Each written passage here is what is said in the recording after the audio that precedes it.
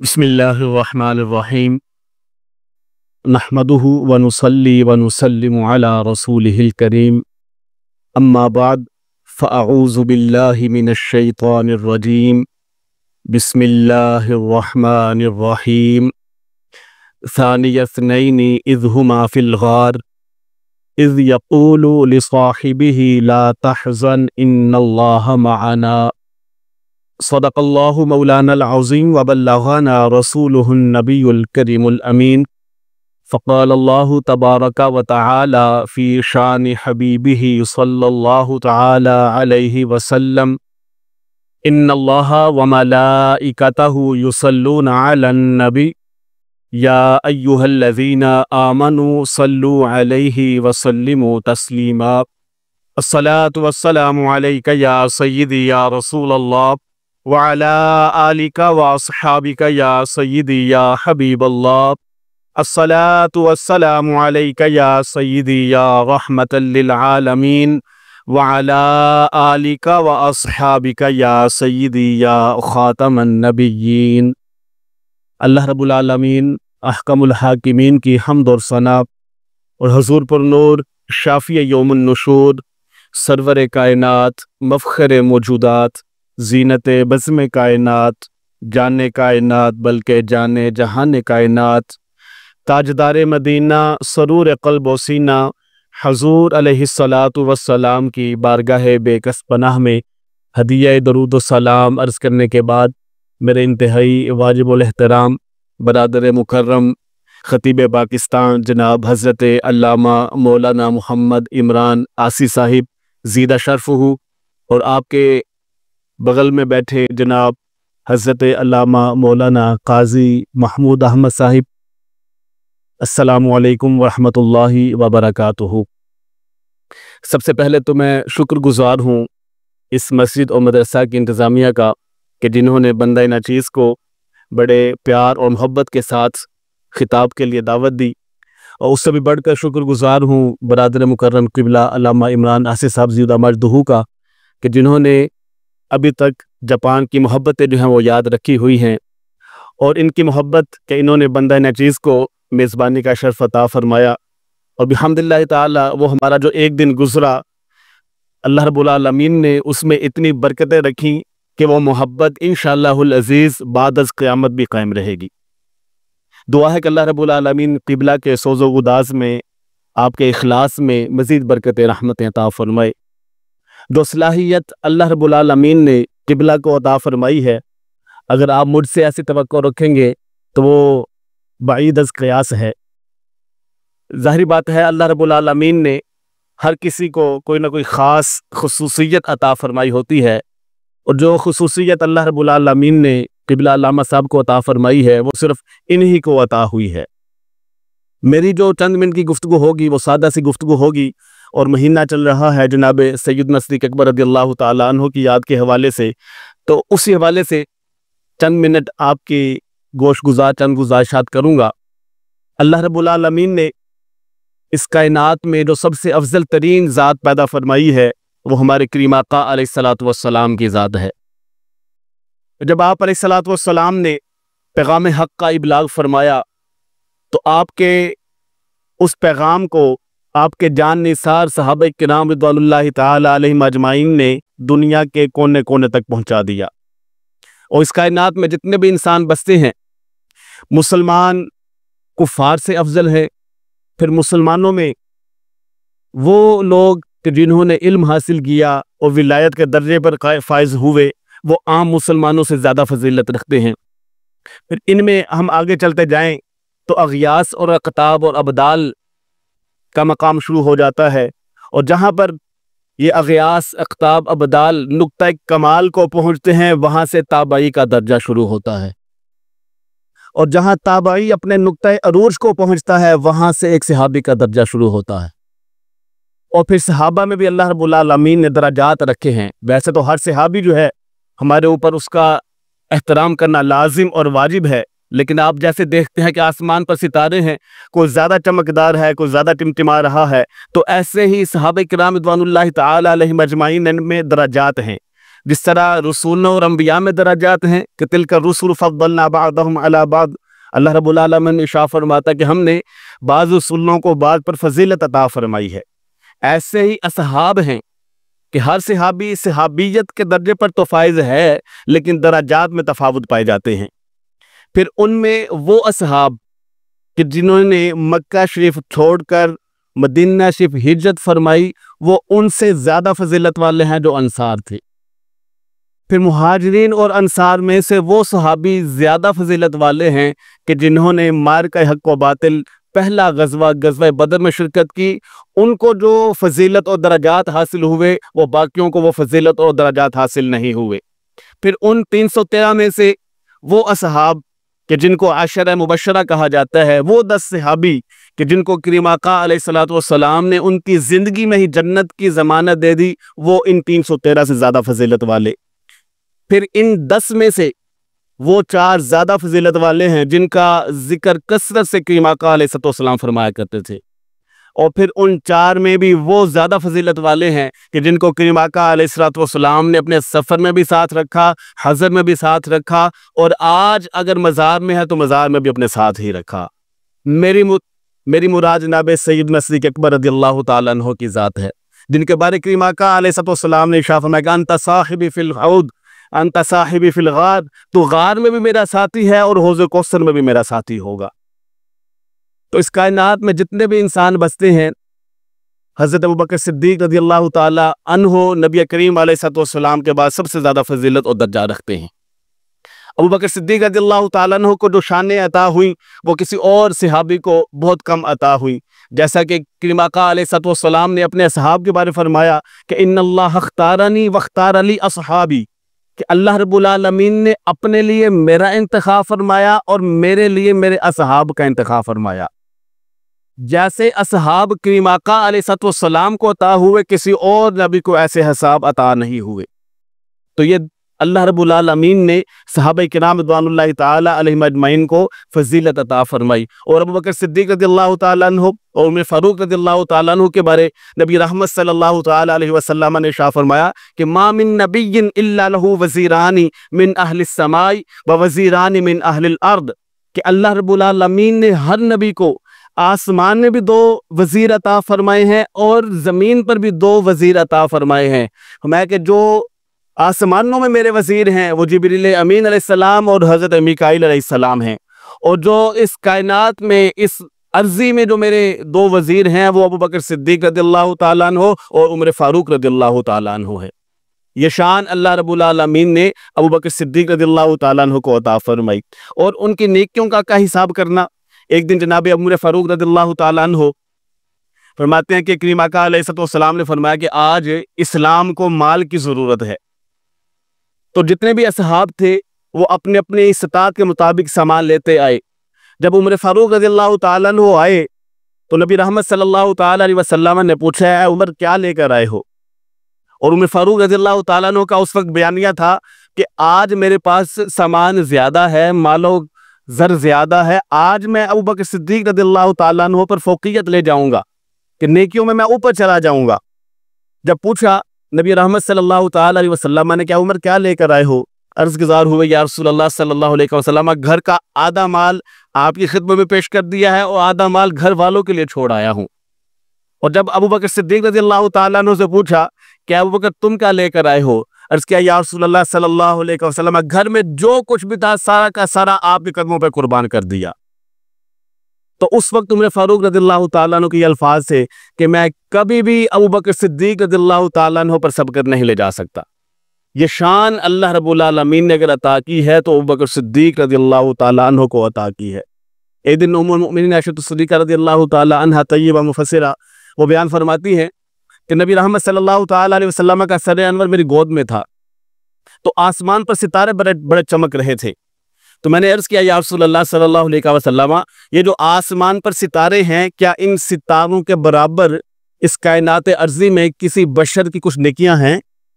اب کتنے ستارے ہیں آسمانوں پر انسان گن نہیں سکتا، سائنسدان گن نہیں سکتے۔ تو کریم آقا علیہ السلام شاف میں بالکل جتنے ستارے تمہیں آسمان پر نظر آ رہے ہیں عمر فاروق رضی اللہ تعالی عنہ کی نیکیاں اس سے بھی زیادہ ہیں۔ اب ام المؤمنین عائشہ صدیقہ رضی اللہ تعالی عنہا وہ کچھ لمحات کے لیے حیران ہوئی اور عرض گزار ہوئی، یا رسول اللہ صلی اللہ علیہ وسلم، اگر عمر فاروق رضی اللہ تعالی عنہ کی اتنی زیادہ نیکیاں ہیں تو میرے بابا جان جناب سیدنا صدیق اکبر رضی اللہ تعالیٰ عنہ کی نیکیاں کتنی ہیں؟ تو کریم آقا علیہ السلام نے ارشاد فرمایا کہ عائشہ پریشان ہونے کی بات نہیں، اس کائنات ارضی میں جتنے بھی انسان بستے ہیں سب کی نیکیاں ترازو کے ایک پلڑے میں رکھ دی جائیں، اور ابو بکر صدیق رضی اللہ تعالیٰ عنہ کی وہ غار والی رات کی نیکی ایک پلڑے میں رکھ دی جائے تو ابو بکر صدیق رضی اللہ تعالیٰ عنہ کی نیکیاں زیادہ بن جاتی ہیں۔ یہ دیکھیں یہ شان کن کو عطا ہوئی؟ ابو بکر صدیق رضی اللہ تعالیٰ عنہ کو۔ اور ابو بکر صدیق رضی اللہ تعالیٰ عنہ کی شان حضرت علی المرتضیٰ شیر خدا رضی اللہ تعالیٰ عنہ بھی بیان فرماتے ہیں۔ آج ہمارے درمیان کچھ ایسے فتنے آ گئے ہیں جو معاذ اللہ ان دو ہستیوں کے درمیان جدائی پیدا کرنے کی باتیں کرتے ہیں، لیکن حضرت علی المرتضیٰ شیر خدا رضی اللہ تعالیٰ عنہ ایک دن کوفہ کی مسجد میں خطبہ شاہ فرما رہے تھے، تو آپ نے لوگوں سے پوچھا، یا ایھا الناس من اشجع الناس، کیا لوگوں اے سامعین مجھے یہ بتاؤ کہ اس کائنات میں سب سے بہادر شخص کون ہے؟ تو سب نے یک زبان ہو کر عرض کیا کہ اے علی المرتضیٰ شیر خدا رضی اللہ تعالیٰ عنہ، آپ ہی اس کائنات میں سب سے بہادر شخص ہیں۔ تو آپ میں بہادر ضرور ہوں، میں انتقام ضرور لیتا ہوں، جب بھی اسلام کے خلاف کوئی کام کرتا ہے تو میں بدلہ ضرور لیتا ہوں، میں بھی بہادر ہوں، لیکن میں پوچھ رہا ہوں اس کائنات میں سب سے بہادر شخص کون ہے؟ تو سامعین خاموش ہو گئے۔ پھر آپ نے خود ہی ارشاد فرمایا کہ اس کائنات میں سب سے بہادر شخصیت جو ہے وہ ابو بکر صدیق رضی اللہ تعالیٰ عنہ کی ذات ہے۔ پھر اس پر انہوں نے دو دلیلیں بھی دی، صرف یہیں پر اکتفا نہیں کیا، آپ نے دو دلیلیں بھی پیش کی۔ آپ نے کہ جب غزوہ بدر مارکہ حق و باطل بپا ہوا، ایک طرف کفار کا لشکر ہے، ایک طرف مسلمانوں کا لشکر ہے، ادھر ہزاروں میں تعداد اور ادھر 313 افراد ہیں، تو نبی کریم علیہ السلام کے لیے ایک عریش تیار کیا گیا۔ جو لوگ مدینہ شریف گئے ہیں اور مسجد نبوی شریف سے جو بدر کا مقام ہے جو وہاں پر گئے ہیں، انہوں نے دیکھا ہوگا وہاں پر ایک مسجد ہے، مسجد عریش۔ یہ وہ مقام ہے کہ جب غزوہ بدر بپا ہوا تھا تو کریم آقا علیہ السلام کے لیے ایک چھت جو ہے وہ تیار کی گئی تھی، ایک خیمہ جو ہے وہ لگایا گیا تھا۔ تو ابو بکر صدیق رضی اللہ تعالیٰ عنہ اس وقت وہاں پر موجود تھے، تو پوچھا کہ کون کریم آقا علیہ السلام کی حفاظت کے لیے یہاں پر مامور ہوگا، کون یہ ڈیوٹی سر انجام دے گا کہ جو کفار کا بھی مقابلہ کرے اور کریم آقا علیہ السلام کی حفاظت بھی کرے۔ حضرت علی رضی اللہ تعالیٰ عنہ بیان فرماتے ہیں کہ ابھی ہم گفتگو کر رہے تھے کہ جناب سیدنا صدیق اکبر رضی اللہ تعالیٰ عنہ تلوار لہراتے ہوئے آ گئے اور کہنے لگے کہ میں کریم آقا علیہ السلام کی حفاظت بھی کروں گا اور کفار کا مقابلہ بھی کروں گا۔ ایک یہ مثال دی، اور دوسری مثال دی کہ جب کریم آقا علیہ السلام نے مکہ شریف میں اسلام کی دعوت دی تو لوگوں نے آپ کے اوپر ظلم و ستم کرنا شروع کیے، اور بعض نے آپ کے اوپر پتھر بھی برسائے، بڑا ظلم و ستم کیا گیا کریم آقا علیہ السلام کی ذات پر۔ ہمارا کہ ایک دن ایسا ہی ہوا، کریم آقا علیہ السلام راستے سے گزر رہے تھے کہ کفار نے آپ کو گھیر لیا اور آپ کو اوپر سب و شتم کرنا شروع کر دیا۔ تو جب ابو بکر صدیق رضی اللہ تعالیٰ عنہ نے یہ منظر دیکھا تو آپ فوراً کود پڑے، جو حملہ آور تھے سب کو ابو بکر صدیق رضی اللہ تعالیٰ عنہ نے مارنا پیٹنا شروع کر دیا، اور آپ نے کہا کہ تم اس شخصیت کو مار رہے ہو کہ جو تمہیں معبودان باطل سے اس طرف لے کر آ رہا ہے کہ جو بالکل ایک یکتا خدا ہے، تم اس کو مار رہے ہو۔ یہ تمہیں اللہ وحدہ لا شریک کی طرف دعوت دے رہے ہیں، تم جو بتوں کی عبادت کرتے تھے یہ تمہیں اللہ وحدہ لا شریک کی طرف لے کر آ رہے ہیں اور تم ان کے خلاف جو ہے وہ لڑ رہے ہو۔ تو حضرت علی رضی اللہ تعالی عنہ نے یہ دو مثالیں پیش کی اور کہا کہ اس کائنات ارضی میں سب سے جو بہادر شخصیت ہے وہ اگر کوئی ہے تو ابو بکر صدیق رضی اللہ تعالیٰ عنہ کی ذات ہے۔ یہیں پر اکتفا نہیں کیا، آپ نے خطبہ جاری رکھا۔ راوی بیان فرماتے ہیں کہ یہ باتیں بتانے کے بعد حضرت علی رضی اللہ تعالیٰ عنہ نے جو چادر لی ہوئی تھی اپنی آنکھوں پر رکھی، اپنے آنسو پوچھنا شروع کیے۔ یہ ہوتے ہیں محبت کی علامت کہ جب کسی محبوب کا ذکر کیا جائے اور محب کی آنکھوں سے آنسو نہ جاری ہو تو محبت میں شک رہتا ہے۔ حضرت علی رضی اللہ تعالیٰ عنہ کی آنکھوں سے آنسو جاری ہوئے، اور پھر آپ نے کہا کہ مجھے یہ بتاؤ کہ مومن آل فرعون بہتر تھا کہ یا ابو بکر صدیق رضی اللہ تعالیٰ عنہ بہتر ہیں؟ جنہوں نے قرآن پاک کا ترجمہ پڑھا ہوا ہے وہ سمجھ جائیں گے کہ مومن آل فرعون کون ہے۔ جب موسیٰ علیہ السلام کے خلاف فرعون نے مقابلہ کرنا شروع کیا تو موسیٰ علیہ السلام کا ایک کزن تھا، بعض روایت میں آتا ہے کہ آپ کا دوست تھا، آپ کا امتی تھا، آپ کا ساتھی تھا، اس نے بھی اسلام قبول کیا ہوا تھا، لیکن اس نے اپنا ایمان چھپایا ہوا تھا۔ اگر وہ اپنا ایمان ظاہر کرتا تو فرعون اور اس کا لشکر آپ کو شہید کر دیتے۔ اور حضرت ابوبکر صدیق رضی اللہ تعالیٰ عنہ جب اسلام قبول کیا تو آپ نے اپنے ایمان کو چھپایا نہیں، فرمایا یہ جو راجل ہے، یہ جو صدیق ہیں، انہوں نے اپنے ایمان کو چھپایا نہیں بلکہ اپنے ایمان کا علی الاعلان اظہار فرمایا ہے۔ اور پھر حضرت علی رضی اللہ تعالیٰ نے فرمایا کہ وہ جو راجل مومن آل فرعون ہے، اگر اس کی نیکیاں ترازو کے ایک پلڑے میں رکھ دی جائیں اور ابوبکر صدیق رضی اللہ تعالیٰ عنہ کی ایک لمحہ کی نیکی ترازو کے ایک پلڑے میں رکھ دی جائے تو ابوبکر صدیق رضی اللہ تعالیٰ عنہ کی نیکی تمام نیکیوں پر بھاری پڑ جائیں۔ یہ کس نے شان بیان کی؟ حضرت علی المرتضیٰ شیر خدا رضی اللہ تعالیٰ عنہ نے۔ اور کن کی بیان کی؟ جناب سیدنا صدیق اکبر رضی اللہ تعالیٰ عنہ کی۔ اب اگر کوئی یہ کہے کہ ان کی تو آپس میں لڑائی رہا کرتی تھی یا ان کا آپس میں مشاجرات تھا، اس کو یہ روایت سنا دو۔ البدایہ والنہایہ کے اندر یہ روایت موجود ہے۔ ایک اور روایت آپ کے سامنے رکھتا ہوں، اس کے بھی راوی حضرت علی رضی اللہ تعالیٰ عنہ ہیں۔ کریم آقا علیہ السلام نے ایک مرتبہ ایک اونٹنی کا بچہ خریدا، اور وہ جو خرید و فروخت ہوئی وہ ادھار کی بنیاد پر ہوئی، یعنی فی الفور کریم آقا علیہ السلام نے اس کے پیسے ادا نہیں فرمائے۔ جب وہ اعرابی اپنی بکری بیچ کر، اپنا اونٹنی کا بچہ بیچ کر واپس آ رہا تھا تو راستے میں اس کی ملاقات حضرت علی رضی اللہ تعالیٰ عنہ سے ہوئی۔ حضرت علی رضی اللہ تعالیٰ عنہ اس اعرابی سے پوچھنے لگے کہ بھی کیا بیچ کر آئے ہو؟ وہ عرض کرنے لگا کہ علی میں اونٹنی کا بچہ بیچ کر آیا ہوں۔ پوچھا پیسے مل گئے؟ کہیں گے پیسے نہیں ملے، ادھار یہ سودا ہوا ہے۔ تو حضرت علی رضی اللہ تعالیٰ عنہ کہنے لگے کہ جاؤ اور کریم آقا علیہ السلام سے پوچھنا کہ یا رسول اللہ صلی اللہ علیہ وسلم، اگر آپ یہ ادھار چکائے بغیر اس دنیا سے رخصت ہو گئے تو آپ کے بعد میرا حق کون ادا کرے گا؟ یعنی یہ جو پیسے مجھے ملنے ہیں کون مجھے پیسے ادا کرے گا؟ تو عربی تھا، معاملات کو سمجھ نہ پایا، وہ ایسا ہی چلا گیا۔ اگر کوئی ان اصحاب میں سے وہ تھا جو کریم آقا علیہ السلام کے پاس رہتے تو پھر شاید یہ سوال و جواب نہ ہوتے۔ جو عربی تھا وہ گیا کریم آقا علیہ السلام کے پاس، جا کر عرض کیا یا رسول اللہ صلی اللہ علیہ وسلم، آپ نے مجھ سے اونٹنی کا بچہ خریدا ہے اور پیسے آپ نے مجھے بعد میں عطا کرنے ہیں، تو اگر آپ یہ میرا حق ادا کیے بغیر اس دنیا سے چلے گئے تو پھر آپ کے بعد میرا حق کون ادا کرے گا؟ تو کریم آقا علیہ السلام سمجھ گئے کہ معاملہ کیا ہے۔ تو آپ علیہ السلام نے فرمایا کہ پریشان ہونے کی بات نہیں، اگر میں تیرا حق ادا کیے بغیر اس دنیا سے چلا گیا تو تو اپنا حق ابوبکر صدیق رضی اللہ تعالی عنہ سے لے لینا۔ وہ عربی یہ بات سن کر واپس آ گیا۔ پھر ملاقات حضرت علی رضی اللہ تعالیٰ عنہ سے ہوئی۔ حضرت علی رضی اللہ تعالیٰ عنہ نے پھر وہی بات کہی کہ جا کر پوچھو کہ اگر آپ بھی وصال فرما گئے، ابوبکر صدیق رضی اللہ تعالیٰ عنہ بھی اس دنیا سے چلے گئے تو پھر میرا حق کون ادا کرے گا؟ وہ عربی پھر سرکار علیہ السلام کے بارگاہ میں حاضر ہوا اور آ کر عرض کیا یا رسول اللہ صلی اللہ علیہ وسلم، اگر آپ بھی میرا حق ادا کیے بغیر اس دنیا سے چلے گئے، ابوبکر صدیق رضی اللہ تعالیٰ عنہ بھی چلے گئے، تو پھر اس کے بعد میرا حق کون ادا کرے گا؟ کون مجھے وہ پیسے دے گا؟ تو نبی رحمت صلی اللہ تعالیٰ علیہ وسلم نے فرمایا اچھا پریشانی والی بات ہے، میں بھی تیرا حق ادا نہ کر سکا، ابوبکر صدیق رضی اللہ تعالیٰ عنہ بھی تیرا حق ادا نہ کر سکے، اس دنیا سے چلے گئے تو بعد میں تو اپنا حق عمر فاروق رضی اللہ تعالیٰ عنہ سے لے لینا۔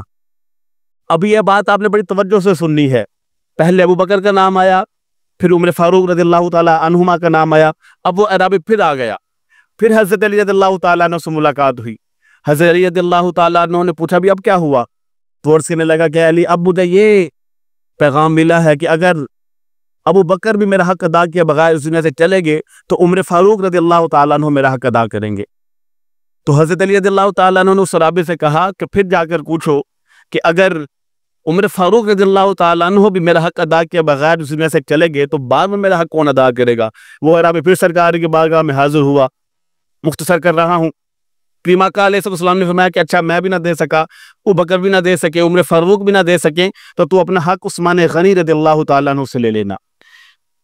وہ عربی یہ بات سن کر پھر حضرت علی رضی اللہ تعالیٰ عنہ کے پاس آتا ہے۔ حضرت علی رضی اللہ تعالیٰ عنہ کہتے ہیں کہ اگر تیرا حق عثمان بھی نہ دے سکے تو جا کر پوچھ کہ پھر ان کے بعد میرا حق مجھے کون ادا کرے گا؟ وہ عربی پھر چلا گیا، کریم آقا علیہ السلام سے عرض گزار ہوا کہ یا رسول اللہ صلی اللہ علیہ وسلم آپ بھی میرا حق ادا نہ کر سکے، ابو بکر صدیق رضی اللہ تعالیٰ عنہ بھی میرا حق ادا نہ کر سکے، عثمان غنی، عمر فاروق رضی اللہ تعالیٰ عنہ بھی میرا حق ادا نہ کر سکیں، تو پھر میرا حق کون ادا کرے گا؟ تو جملہ بڑا قابل غور ہے۔ کریم آقا علیہ السلام نے فرمایا اچھا یہ بات ہے کہ میں بھی تیرا حق ادا نہ کر سکا، ابو بکر صدیق رضی اللہ تعالیٰ عنہ بھی تیرا حق ادا نہ کر سکے، عثمان غنی بھی نہ ادا کر سکے، عمر فاروق رضی اللہ تعالیٰ عنہ بھی تیرا حق ادا کیا بغیر دنیا سے چلے جائیں، تو اس کے بعد تو اپنا حق اس سے لینا جو بار بار بار بار تجھے میرے پاس بھیج رہا ہے۔ بات سمجھ میں آئی کہ نہیں؟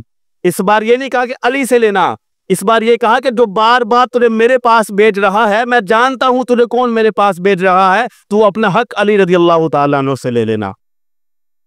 اس میں ایک بات ہمیں یہ سمجھ میں آئی، جو اصل بات میں آپ کو اس بات سے سمجھانے لگا ہوں وہ ہے عقیدے کی بات۔ اب کریم آقا علیہ السلام نے پہلے نمبر پر کن کا نام لیا؟ ابو بکر صدیق رضی اللہ تعالیٰ عنہ کا۔ ساتھ ساتھ یہ بھی بتاتا چلوں، شان صدیق اکبر رضی اللہ تعالیٰ عنہ بھی ہو اور بازبان علی حیدر رضی اللہ تعالیٰ عنہ بھی ہو، اور ساتھ میں ترتیب بھی سمجھ آ جائے تو ایک ہی حدیث پاک سے ہمیں 3 نقطے سمجھ آ جاتے ہیں۔ ابو بکر صدیق رضی اللہ تعالیٰ عنہ کی شان بھی واضح ہو گئی، اور حضرت علی رضی اللہ تعالیٰ عنہ کی زبان سے واضح ہو رہی ہے، اور تیسری بات جو ہمارے عقیدے کی عکاسی کرتی ہے وہ یہ ہے کہ کریم آقا علیہ السلام کے بعد جو چاروں خلفاء ہیں، سب سے پہلا نمبر حضرت ابو بکر صدیق رضی اللہ تعالیٰ عنہ، دوسرا نمبر عمر فاروق رضی اللہ تعالیٰ عنہ، تیسرا نمبر علی المرتضیٰ حضرت عثمان غنی رضی اللہ تعالیٰ عنہ، اور چوتھا نمبر حضرت علی رضی اللہ تعالیٰ عنہ ہوگا۔ اب ہمیں عقیدہ بھی سمجھ میں آ گیا، شان صدیق اکبر رضی اللہ تعالیٰ عنہ بھی سمجھ میں آ گئی، اور بیان کون کر رہے ہیں؟ حضرت علی رضی اللہ تعالیٰ عنہ۔